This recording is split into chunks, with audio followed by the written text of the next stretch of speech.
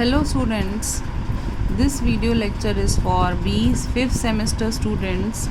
Subject is Analysis and Design of Algorithms (ADA) from Bharati College of Engineering and Technology Durg by Ms. Neelam Sharma, Assistant Professor, Department of Computer Science and Engineering. ये काफ़ी अच्छा और important subject है computer science में, क्योंकि एडा gate में भी बहुत इम्पॉर्टेंट है और बाकी सब जगह भी एडा का बहुत यूज़ होता है। अगर आपने डेटा स्ट्रक्चर सब्जेक्ट, जो कि 4th सेमेस्टर का सब्जेक्ट है, आपने अच्छे से पढ़ा है, अच्छे से समझा है एल्गोरिदम्स को, तो आपको इस सब्जेक्ट को पढ़ने में ज़्यादा मुश्किल नहीं आएगी। और नहीं भी पढ़ा है तो हम कोशिश करेंगे कि आपको सारी चीज़ें क्लियर हो जाएं।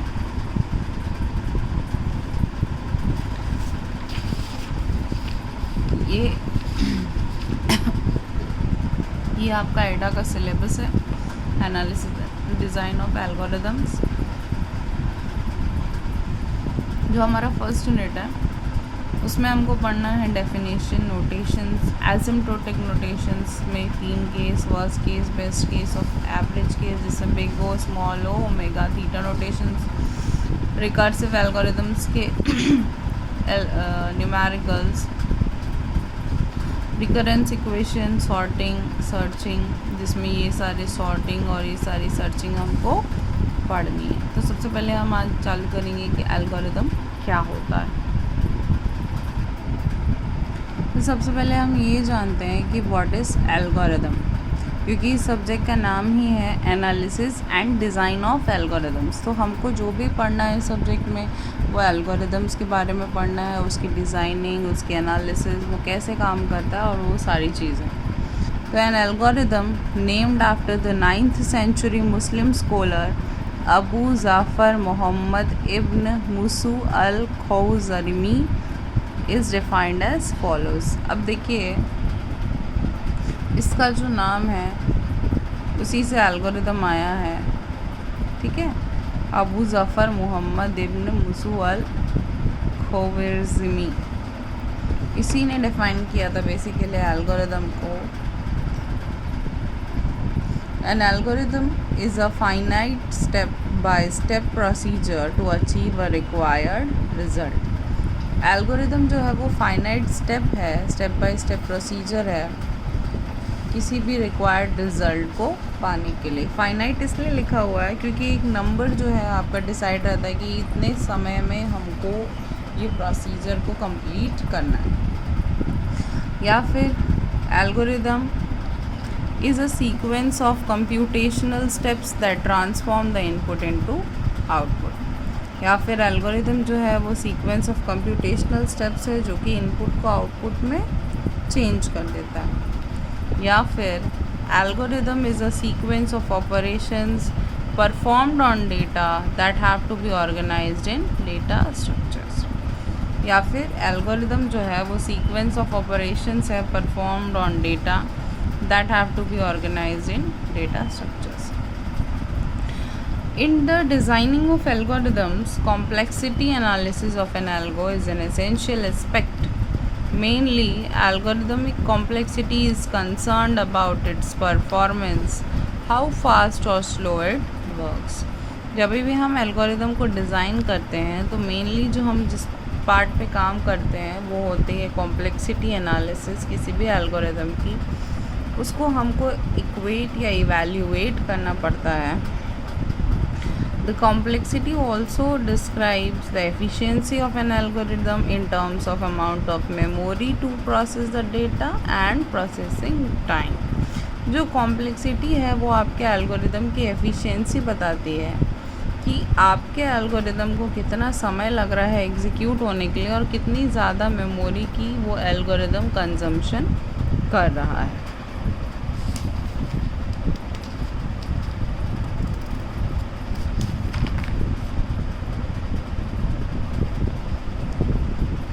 दो टाइप की कॉम्प्लेक्सिटी होती है mainly. Complexity of an algorithm is analysed in 2 perspectives. पहली होती है टाइम कॉम्प्लेक्सिटी, दूसरी होती है स्पेस कॉम्प्लेक्सिटी। ये आपने डेटा स्ट्रक्चर में भी पढ़ा होगा, क्योंकि ये बहुत ही बेसिक सा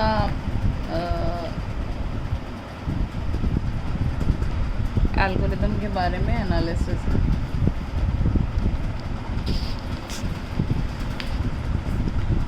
तो जो टाइम कॉम्प्लेक्सिटी होती है उसका डेफिनेशन ये है, it's a function describing the amount of time required to run an algo in terms of the size of the input. एक फंक्शन है जो कि टाइम बता रहा है, रिक्वायर्ड टाइम बता रहा है किसी एल्गोरिदम को रन होने में कितना टाइम लगेगा according to the size of its input. Time can mean the number of memory access performed, the number of comparison between integers, the number of times some inner loop is executed, or some natural unit related to the amount of real time the algorithm will take. यहाँ पे time का मतलब कुछ भी हो सकता है कि नंबर ऑफ़ मेमोरी एक्सेसेस हमने परफॉर्म किए, या नंबर ऑफ़ कंपैरिजन दो इंटीजर्स के बीच में, या कोई लूप है उसको एग्जीक्यूट करने में कितना टाइम लग रहा है। तो ये जितना भी सारा टाइम है, जो भी टाइम टेकिंग होगा एल्गोरिदम का, वो उसका टाइम कॉम्प्लेक्सिटी कहलाएगा। नेक्स्ट है आपका space complexity. It's a function describing the amount of memory an algorithm takes in terms of the size of input to the algorithm. We often speak extra memory needed, not counting the memory needed to store the input itself. Again, we use natural units to measure this. Space complexity is sometimes ignored because the space used is minimal or obvious. However, sometimes it becomes as important an issue as time. Time complexity में क्या होता है, किसी भी function को, किसी भी algorithm को कितना ये स्पेस कॉम्प्लेक्सिटी, किसी भी फंक्शन को, किसी भी एल्गोरिदम को कितनी मेमोरी लगेगी। मान लीजिए कि ये इतनी बड़ा कोई मेमोरी स्पेस है कंप्यूटर में, तो एक एल्गोरिदम को मान लीजिए ये जो पार्ट है वो उसको लगने वाला है, कोई एल्गोरिदम है, तो इतनी मेमोरी उसको लगेगी उस पर्टिकुलर टाइम पे जब वो एग्जीक्यूट करेगा। कई बार हम बोलते हैं कि एक्स्ट्रा मेमोरी चाहिए, लेकिन बिना हम काउंट किए कि उसको कितनी मेमोरी चाहिए हम ये बोल देते हैं, हम मेजर नहीं करते कई बार। तो जितनी ज़्यादा मेमोरी उसको लगेगी उतनी ज़्यादा उसकी स्पेस की कॉम्प्लेक्सिटी ख़राब मानी जाएगी। इसीलिए कोशिश ये रहती है कि जितनी कम से कम मेमोरी यूज़ करके कोई भी एल्गोरिदम काम चला सके।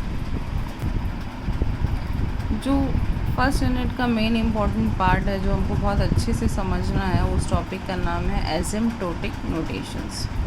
अभी तक जो हम पढ़े वो नॉर्मल स्पेस टाइम कॉम्प्लेक्सिटी था। अब जो हम मेनली पढ़ेंगे एडा में वो है आपका asymptotic notations. Execution time of an algorithm depends on the instruction set, processor speed, disk IO speed etcetera.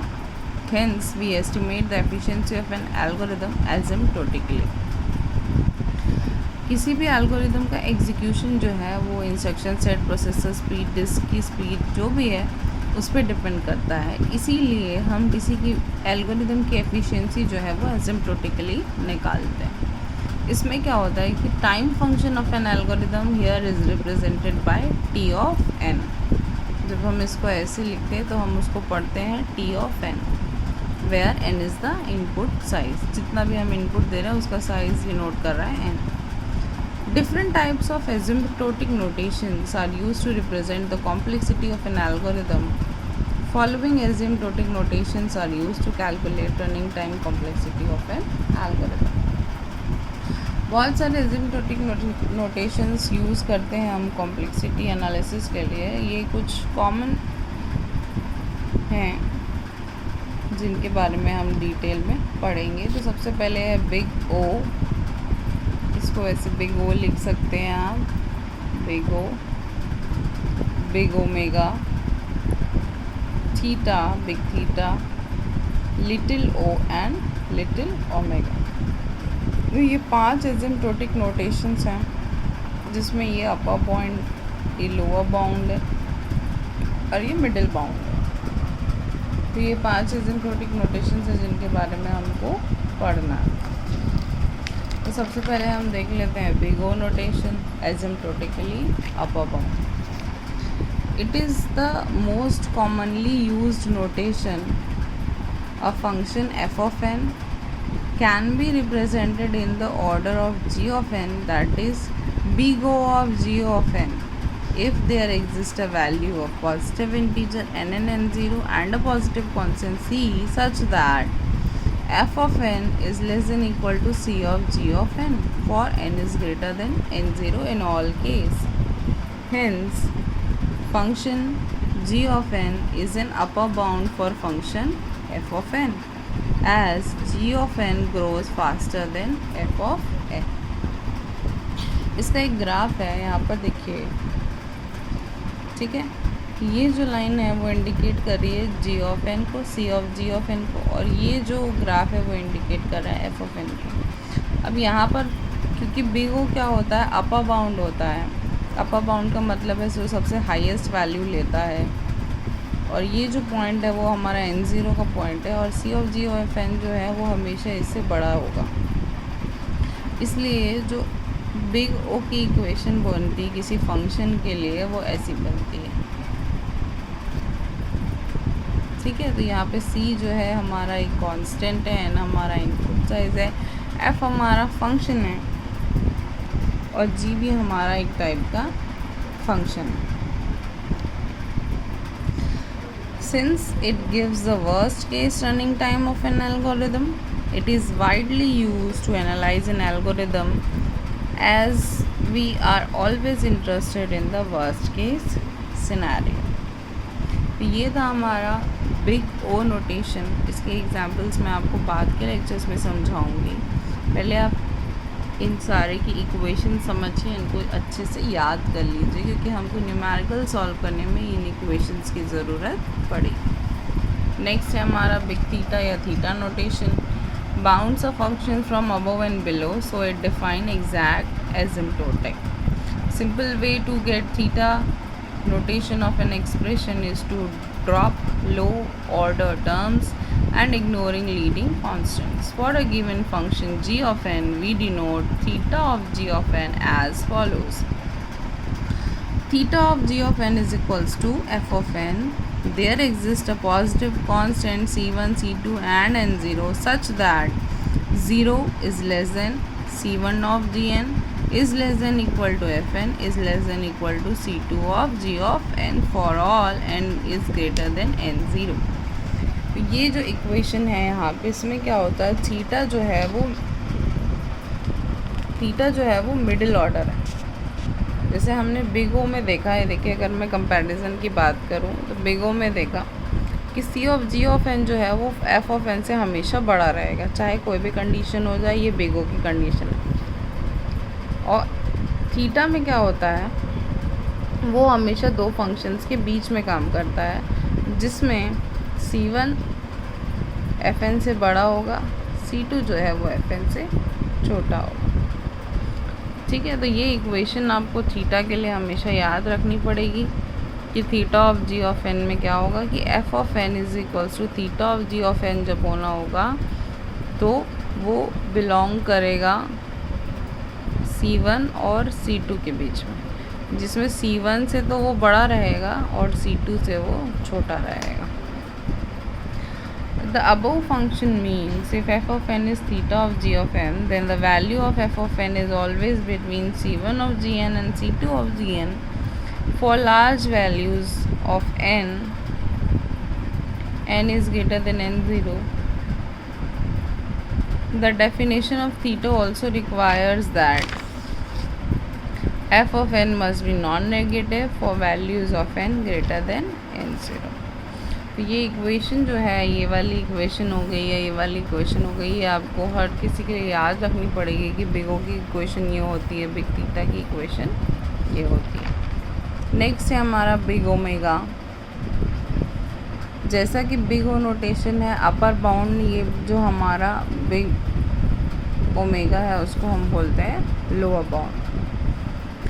When we have lower bound on time complexity, omega notation is least used notation among all the three. सबसे ज़्यादा जो notation का हम use करते हैं अपने numericals पे, analysis पे, वो बिग ओ नोटेशन का यूज़ करते हैं। For a given function g n we denote omega of g of n by omega of g of n is equals to f of n, there exists a positive constant c and n0 such that 0 is less than equal to c of g of n is less than equal to f of n for all n is greater than n0। तो ये definition है और ये हमारी equation थी। ये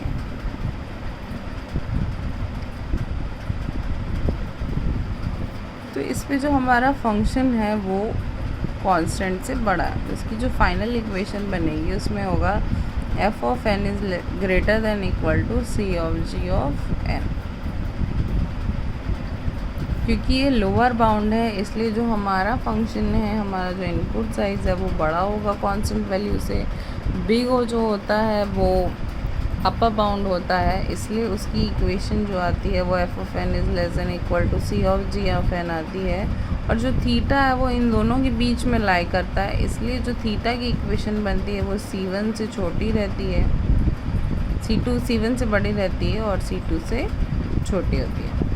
तो ये बेसिकली ये 3 टाइप की नोटेशंस है जो अक्सर एग्ज़ाम में भी पूछता है। आप हमेशा ग्राफ के साथ इसका आंसर दीजिएगा।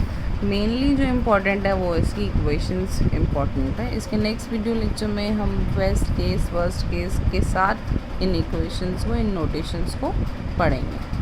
Thank you.